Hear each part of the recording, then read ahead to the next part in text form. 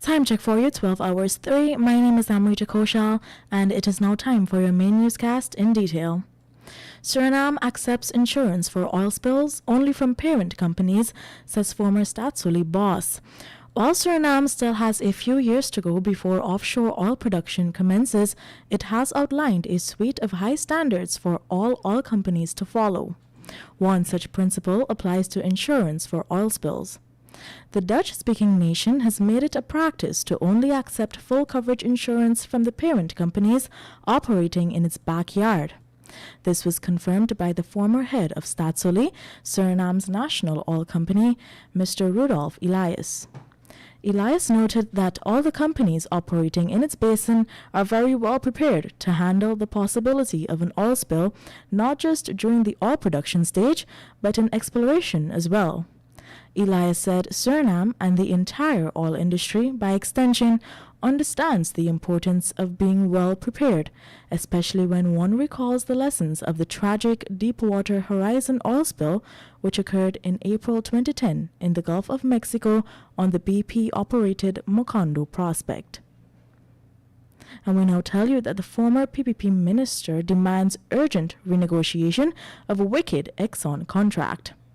Successfully achieving good governance policies to avoid the resource curse, Dutch disease, is easier said than done, and some symptoms of Dutch disease have begun to appear locally. This is according to former minister in the PPPC administration, Jeffrey De Silva. De Silva was adamant that the production sharing agreement signed between Exxon with its partners and the former APNU-AFC government of Guyana had to be changed. Observing that the PPPC government's position is that they cannot renegotiate because they have to adhere to the sanctity of contracts, De Silva was unwavering in his position until the wicked, hypocritical, and onerous provisions of this PSA are renegotiated, as was done in Trinidad and Tobago and other countries. The people of Guyana will be denied the sanctity of their self-respect and well-being. Ramroop's new GPC gets more than half of government's $8 billion drug purchases. 33 other suppliers share other half of contracts. The New Guyana Pharmaceutical Corporation in 2020 was found to be the single largest supplier of drugs and medical supplies to the government of Guyana, securing more than half of the more than $8 billion spent for that purpose during that year. This was documented by the Auditor General Deodat Sharma in his audit findings for the Ministry of Health for that year. New GPC, owned by Dr. Ranji Singhi Bobby Ramroop, topped the list of 33 providing supplies to the government for contracts higher than $6 million, securing some $4.4 billion in contracts. See the details in today's Kaieteur News. In other stories, we now tell you, use oil money to address dangerous roads, says Dr. Jerry Jailal. A Guyanese citizen who resides in Canada recently vented his frustrations about the state of Guyana's main thoroughfares, describing the infrastructure as abortion roads due to the craters which he believes ought to be fixed with the country's oil wealth. Dr. Jailal detailed that his journey from the Chedijagan International Airport, which is located at Tamari, was quite a dangerous one, owing to the many dodges required to avoid the crater-sized potholes. In fact, he said, he is ashamed that this road is the one used to welcome visitors to our great land, especially since the country now has so much oil wealth. But even though the country's main thoroughfare, where the bulk of the taxpayers sit, is in the shameful state that it is, the government is forging ahead with its plans to spend $119 million to rehabilitate the stretch of road from Linden to Mabura. Time check for you, 12 hours 8. We will return with more news for you shortly after the break.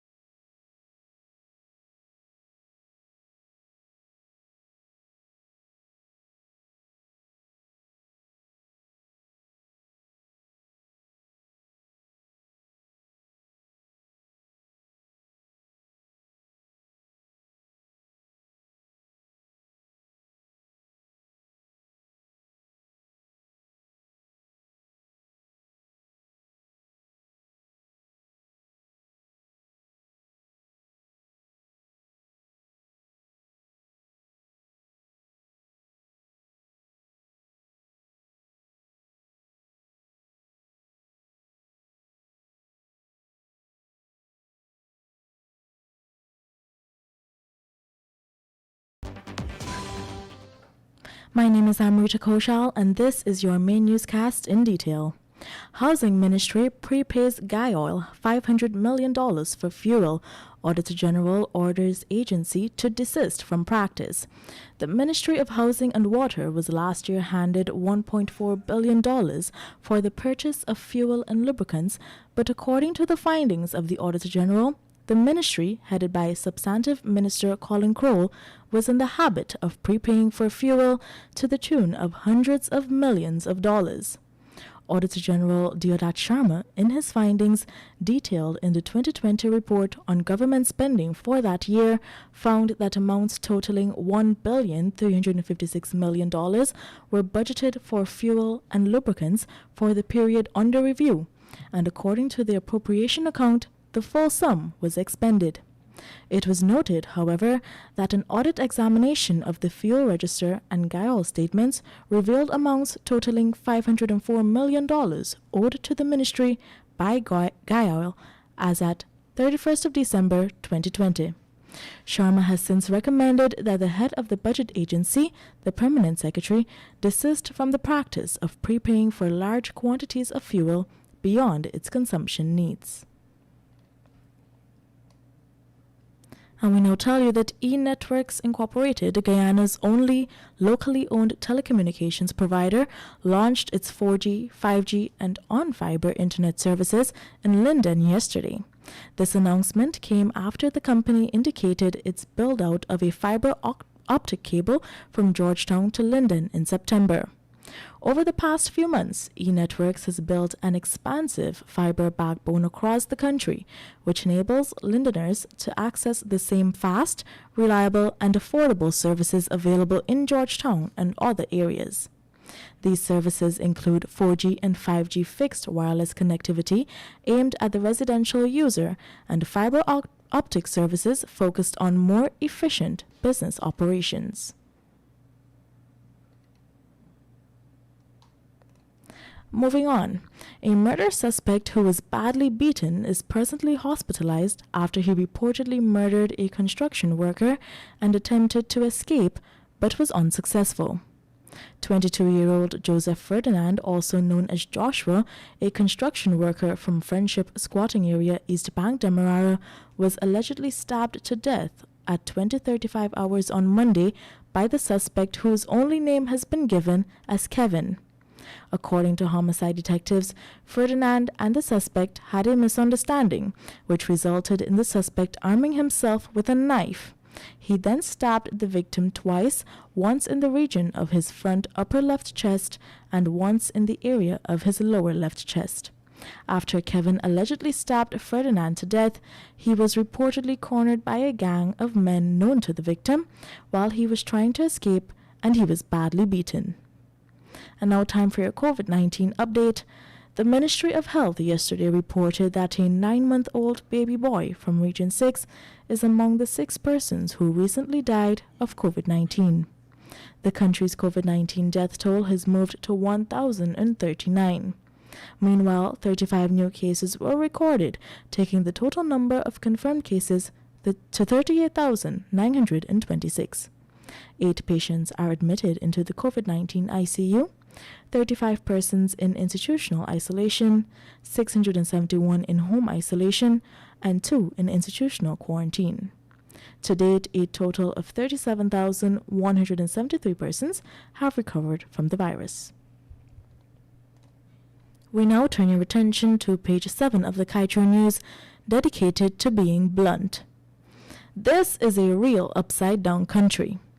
The EPA said with authority and finality that the slick on the seas is not from oil. Yet, the same local EPA is calling on devastated fishermen for help. The shameless and helpless EPA is now depending upon the same people whose livelihoods they are destroying. When the EPA stands up for foreign interests, Guyanese pay the harsh price. Time check for you, 12 hours 14. My name is Amrita Koshal, and thank you for joining us for your main newscast in detail right here on Kaieteur Radio.